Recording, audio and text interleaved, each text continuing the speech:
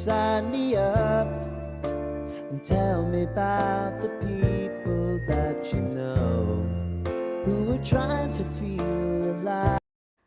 আজ ঘুম থেকে উঠেই প্রথমেই কিন্তু রান্নাঘরে চলে এসেছি। আর রান্নাঘরে এসেছি ভাতটা বসানোর জন্য। এখন কিন্তু অনেক সকাল। ঘুম থেকে উঠে আমি শুধু ঘরটায় ঝাড় দিয়েছি, আর কিছুই করিনি। আর এখন চলে এসেছি ভাতটা বসাতে। আর এত সকালে কেন ভাত বসাচ্ছি সেটা কিন্তু তোমাদের অবশ্যই বলবো। এখন কিন্তু অনেকটাই সকাল, আমি যখন ঘুম থেকে উঠি তখন এটা। হ্যালো বন্ধুরা, গুড মর্নিং। কেমন আছো তোমরা সবাই? আমরা তো বেশ ভালোই আছি। আমার এই ছোট্ট পরিবারে তোমাদের সবাইকে স্বাগত জানাই। আশা করছি প্রথম থেকে শেষ অবধি ভিডিওটা তোমরা দেখবে। আর এই যে চালটা মেপে চালটা ধুয়ে তারপরে ভাতটাও বসিয়ে দিলাম। আর সিদ্ধ ভাতই করবো, এত সকালে কি আর করবো বলো তো। আর সকালে তো এমনিতেই সিদ্ধ ভাত করি, আর কালকের একটু তরকারিও রয়ে গেছে। আর এখন আলু আর কুমড়োটাই সিদ্ধ দেব। সিদ্ধ দেওয়ার মতন আর তেমন কিছু নেই। চলো, তোমরা বিশ্বাস করবে কি করবে না সেটার জন্যই আমি একটু তোমাদেরকে দেখিয়ে দিই এখন কটা বাজে। দেখো, এখন বাজে 5টা 57। তার মানে আমি উঠে পড়েছিলাম কিন্তু 5টা 5:30টার সময়। তারপরে ঘরটা ঝাড় দিলাম, তারপরে চাল টাল ধুলাম। এগুলো করতে করতে এতটা টাইম কেটে গেছে। তারপরে ভাতটা বসিয়ে দিলাম। আর বাইরের দৃশ্যটাও তোমাদেরকে একটু দেখিয়ে দিচ্ছি। এই দেখো, এখন কিন্তু বাইরের মানে পরিবেশটা এরকম। রাস্তায় কিন্তু লোক নেই, দেখেছো তো? এত সকালে রাস্তায় লোক থাকে, তাও আবার এত শীতের মধ্যে। এত সকালে রাস্তায় যাদের দেখতে পাবে তারা ওই যে সকালবেলা মর্নিং ওয়াক করতে বেরোবে তাদেরই দেখতে পাবে। আর খুব জরুরি কাজে যারা যাবে তাদেরই শুধু দেখতে পাবে, আর কাউকে কিন্তু দেখতে পাবে না। তো যাই হোক, ভাত বসিয়ে দিয়ে এখন আমি চলে এসেছি সোজা বাইরে। আর এই যে দেখো, এখন আমি বাইরের কাজগুলো করে নেব। উঠোনটাও কিন্তু ঝাড় দেওয়া হয়নি। উঠোন ঝাড় দিতে গেলে ওদিকে আবার আমার দেরি হয়ে যেত। তাই ওই কাজটা করে এসে এখন আমি উঠোনটাও ঝাড় দিয়ে নেব। আর এই যে আমার যে স্থলপদ্ম গাছটা রয়েছে, এটা ডালপালা না একদম ছড়িয়ে ছিটিয়ে গেছে, মানে সামনের দিকে ঝুঁকে যাচ্ছে। তার জন্য ডালগুলো একটু সুন্দর করে হালকা করে বেঁধে দিলাম। বেশি জোর করে কিন্তু বাঁধিনি, হালকা করেই বেঁধেছি। আর এই দিকের গাছগুলোর নিচে যে পাতাগুলো, সেগুলো না মরে গেছিলো। তাই ওই পাতাগুলো এরকম ছিঁড়ে ছিঁড়ে সুন্দর করে পরিষ্কার করে দিলাম, দেখতে ভালো লাগবে। আর এখন উঠোনটাকেও কিন্তু সুন্দর করে ঝাড় দিয়ে নেব।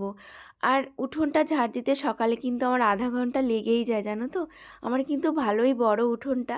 এই দেখো, এটা হচ্ছে মেন উঠোন। তারপরে ওই রাস্তার সাইডে কতটা জায়গা আছে, তারপরে এই দিকে ঘরের পেছনটাও কিন্তু অনেকটা জায়গা রয়েছে, সেটাও কিন্তু আমাকে ঝাড় দিতে হয়। আর এই সব কারণেই কিন্তু আমার উঠোন ঝাড় দিতে সকালে অনেকটা টাইমই লেগে যায়। এখন তোমাদের বলি কেন এত সকালে আমি ভাত রান্না করছি, আর কেনই বা এত সকালে উঠেছি এই শীতের মধ্যে। কেন কি আজকে হাজব্যান্ডের রয়েছে পরীক্ষা, ও 7টার সময় বেরিয়ে যাবে। সেই কারণের জন্যই আমাকে এত সকালে উঠে ভাত ভাত রান্না করে দিতে হচ্ছে। ওর আস্তে আস্তে অনেকটাই দেরি হয়ে যাবে, রাতও হয়ে যেতে পারে। তাই সকালে একটু কিছু রান্না করে দিলাম। খেয়ে বেরিয়ে গেলে সারাদিনে ওর অতটা অসুবিধা হবে না। দুপুরে কিছু মিছু একটা খেয়ে নিলেই কিন্তু হয়ে যাবে।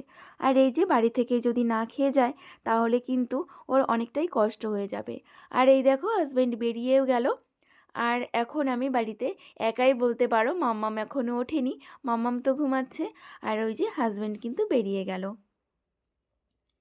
আর আমি এইদিকে এই যে শালিক পাখিকে একটু নিমকি দিয়ে দিচ্ছি। এদেরকে আমি কিন্তু রোজই নিমকি দিই। আবার কোনো দিন না ভুলেও যাই কাজের চাপে, কিন্তু যেদিন আমার মনে পড়ে সেই দিন এদেরকে কিন্তু আমি নিমকিগুলো সকালেই খেতে দিই। আর এবারে চলে এসেছি কালকের কিছু ভিজা জামাকাপড় নেড়ে দিতে।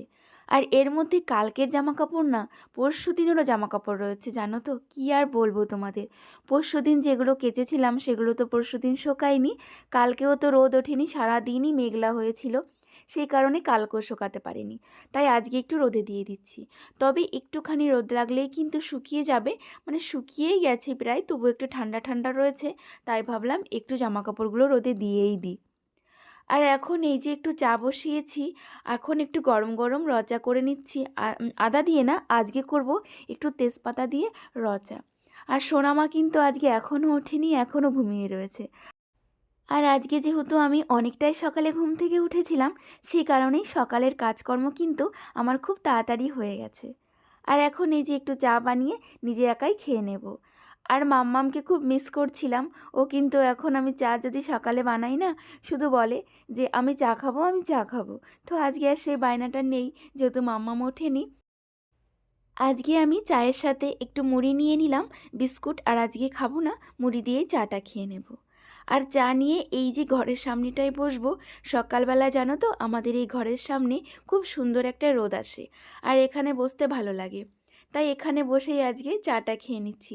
সত্যি গো, খুব ভালো লাগছে। দেখো হালকা হালকা রোদ পড়েছে, আর সোয়েটারটা যেহেতু খুলে ফেলেছি, সেহেতু এই হালকা রোদটা কিন্তু ভীষণ ভালো লাগছে। এখন তো আর এইরকম রোদ পোহানোর টাইমই পাই না সকালবেলায়। আজকে একটু টাইম পেয়েছি, তাই একটু উপভোগ করে নিচ্ছি। আর এর মধ্যেই দেখো চলে এসেছে এই যে কিছু ফুল গাছ নিয়ে একজন। তো আমি আবার ওনাকে ডাকলাম, আমি কিছু ফুল গাছ নেব। তবে তেমন কিছু পছন্দ হলো না। এই ডালিয়াগুলো, এই গাঁদা ফুলগুলো না 25 টাকা করে চাইছে। বলো তো এত দাম দিয়ে এই গাছগুলো রাখা যায়? আমি এই দুটো গাছ রাখলাম, এগুলো 10 টাকা করে নিয়েছে। তোমরা বলো তো দাম কি বেশি নিয়েছে?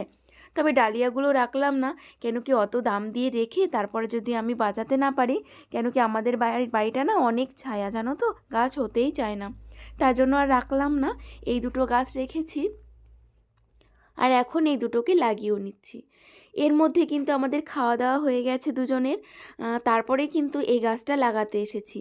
সঙ্গে সঙ্গেই কিন্তু লাগাচ্ছি না, আমি এর মধ্যে খাওয়া দাওয়া করেছি, সমস্ত কাজ করেছি, তারপরে এখন লাগাচ্ছি। এখন মাম্মামকেও স্নান করাবো, আমিও স্নান করব, তাই এই যে এই কাজগুলো করে নিচ্ছি। আর এই প্যাকেটটায় করে কটা মাটি নিয়ে এসেছি, সেগুলোই গাছের গোড়ায় দিয়ে দিচ্ছি। গ্রামে থাকলে কি হবে, আমারও কিন্তু মাটির ভীষণ অভাব। কেন কি কোথা থেকে মাটি নেব বলো তো? আমাদের এখানে তো কোনো গর্ত নেই, তারপরে উঠোন খুঁড়ে কি মাটি নেব? সেই জন্যই আমাদের এখানেও আমারও কিন্তু মাটির অনেকটাই অভাব। আর এই তো সোনামাকে কিন্তু আমি স্নান করিয়ে দিয়েছি, আর এখন সোনামাকে একটু সাজুগুজুও করিয়ে দেব। আজকে কিন্তু সারাদিনে সমস্ত কিছুই আমাকে একাই করতে হচ্ছে। অন্য দিনও একাই করতে হয়, তবে কি বলো তো, দুপুরের দিকটায় হাজব্যান্ড বাড়িতে থাকে তো, ও দোকানে বসে, তখন আমি একটু রেহাই পাই আর কি। কিন্তু আজকে আর সেটা নেই, আজকে সারাদিনই আমাকে সমস্ত কিছু একাই করতে হচ্ছে, আবার দোকানটাও দেখতে হচ্ছে। তো মাম্মামকে তো স্নান করিয়ে দিলাম, আর এখন কিন্তু আমিও স্নানটাও সেরে নেব। তো মাম্মাম এখন মনে হচ্ছে ঘুমাবে না, তো আমি স্নানটা সেরেই তারপরেই মাম্মামকে ঘুম পাড়াবো। আমরা মেয়েরা যদি কোনো কিছু ভাবি যে এটা করব, তাহলে কিন্তু আমরা করেই ফেলতে পারি। আমাদের কোনো আলসেমি কাজে লাগে না। দেখেছো আজকে এই ঠান্ডার মধ্যেও কত সকালে উঠে সারাদিন সংসারের সমস্ত কাজকর্মগুলো করে নিচ্ছি, কোনোই অসুবিধা হচ্ছে না। আবার মাঝে মাঝে এই শীতের মধ্যে সকালে উঠতেও কিন্তু ভীষণ খারাপ লাগে। তো আমরা চাইলেই সব কিছু করতে পারি, আবার না চাইলেই কিছুই করতে পারি না। আর এই যে আমার সোনামাকে ঘুম পাড়িয়ে দিয়েছি, আর এর মধ্যে আমারও তো স্নান হয়ে গেছে। আর এখন যাব, এই যে জামা কাপড়গুলো না শুকিয়ে গেছে, এগুলোকে একটু তুলে নেব। সকালে দিয়েছিলাম না, আর এগুলো তোলার একটা কারণও আছে, ওইদিকে ভেজা জামা কাপড়গুলো রয়েছে, সেগুলো একটু নেড়ে দেব। সত্যি কথা বলতে কালকে একটা কমেন্টস দেখে আমি না একটু অবাকই হয়ে গেছিলাম। অবাকও হয়েছিলাম, তার সঙ্গে সঙ্গে অনেকটা খুশি হয়েছিলাম। আমি যখন প্রথম ইউটিউবে ভিডিও করা শুরু করেছিলাম, মানে এই চ্যানেলটা যখন আমি শুরু করেছিলাম, তখন প্রথম যে আমাকে কমেন্টস করেছিল, যে দিদিভাইটা, সেই আজকে আবার আমাকে কমেন্টস করেছে। তো ওই দিদিভাইয়ের একটা ইউটিউব চ্যানেল ছিল, মাঝখানে দিদিভাই ইউটিউব ছেড়ে দিয়েছে, তারপর থেকে দিদিভাই আমাকে কোনো কমেন্টস করে না, আর দিদিভাইয়ের সঙ্গে আমার কোনো যোগাযোগ নেই। আর দিভাই, তুমি যদি আমার এই ভিডিওটা দেখো, তাহলে কিন্তু তোমাকে আমি বলবো, তোমাকে আমি অনেক মিস করেছি। আর তুমি আমার কাছে জানতে চেয়েছো আমি ফার্স্ট পেমেন্ট পেয়েছি কি না। না দিদিভাই, আমি এখনও ফার্স্ট পেমেন্ট পাইনি। আর তুমি প্লিজ চাইলে আমার সঙ্গে যোগাযোগ করো, আমার সঙ্গে কথা বলো, তোমার সঙ্গে আমি কথা বলতে চাই। তোমাকে আমার অনেক ভালো লাগে, তোমাকে কিন্তু আমি অনেকটা মিস করেছি এতদিন, জানো। তোমার প্রোফাইলটা খুলে তোমার ভিডিওগুলো কিন্তু আমি দেখতাম মাঝে মধ্যে, দেখি যে তুমি আবার ভিডিও করো কি না। কিন্তু না, তুমি আর তো ভিডিও করলে না। তো তুমি আমার এই ভিডিওটা দেখলে অবশ্যই তুমি আমার সঙ্গে যোগাযোগ করবে। আর এখন আমি রান্না করতে চলে এসেছি, মাম্মামকে ঘুম পাড়িয়ে দিয়ে, তোমরা তো দেখলেই। এখন রান্না করব ডিমের ঝোল, আর আজকে তো মাম্মাম ঘুমিয়ে রয়েছে, তাই ডিমগুলো আমাকেই ছুলে নিতে হলো। আর এই যে এদিকে কি কেটে নিয়েছি বলো তো, এখানে হচ্ছে ফুলকপি আছে, আর আলু আছে, আর পেঁয়াজ পেঁয়াজ আছে। এটা দিয়ে একটা ভাজা করব, বেশ খেতে লাগে কিন্তু ভাজাটা। আর এখানে ডিমের আলুগুলোও কেটে নিয়েছি। এখন চটপট কিন্তু রান্নাটা আমার হয়ে যাবে। ওইদিকে ডিমের ঝোলটা বসিয়ে দিয়েছি, আর এইদিকে তেল বসিয়ে দিয়েছি ভাজাগুলো বসাবো বলে। মদিনা খাতুন নামে একটা বুনু আমাকে কমেন্টস করেছে, দিদিভাই তোমার কাজগুলো আমার ভীষণ ভালো লাগে, আর তোমার কাজগুলো দেখে দেখেই কিন্তু আমার সংসারের কাজগুলো আমি করি। সত্যি কথা বলতে তোমাদের এমন কমেন্ট পেলে কিন্তু আমার কাজ করার এনার্জিটা অনেকটা বেড়ে যায়, যে আমার কাজগুলো দেখে তোমরা কাজ করো, আমার কাছ থেকে তোমরা কিছু শেখো, এটা জেনেও কিন্তু খুব ভালো লাগে।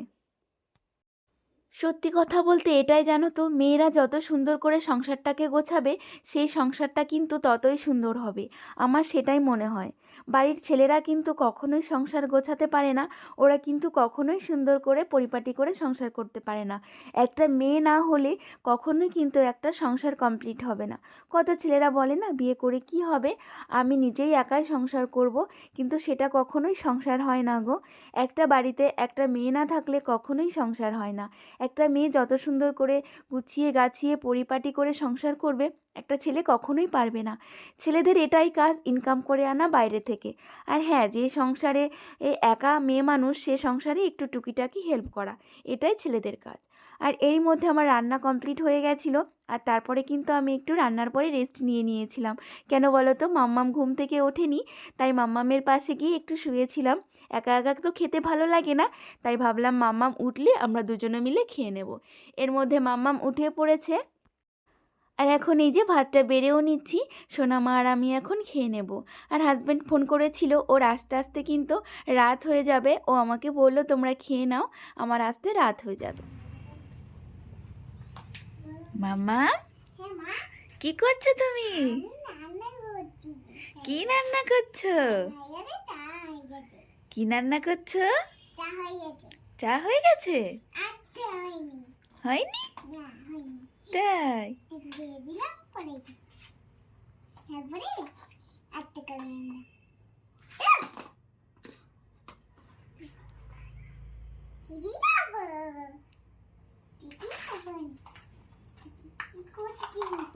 তুমি কি রান্না করছো মাম্মা?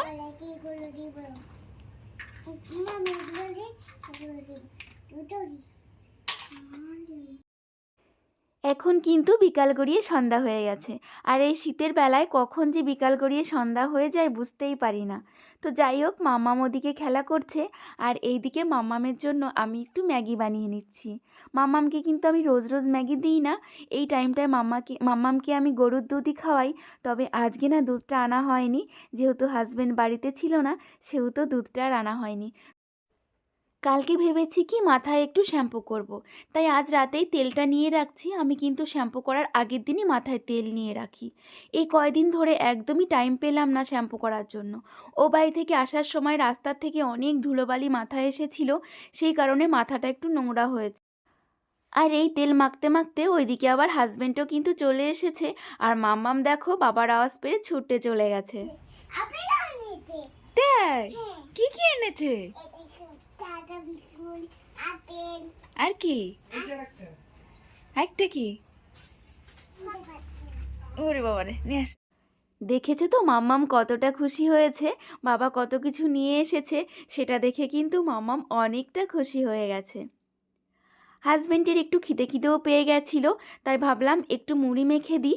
আর ভাতটা কিন্তু ওইদিকে আমি বসিয়ে দিয়েছি, বললাম একটু মুড়ি মেখে দিচ্ছি, তুমি একটু খেয়ে নাও, তারপরে ভাত হয়ে গেলে ভাত খেয়ে নিও, কেন কি ভাত হতে তো একটু টাইম লাগবে।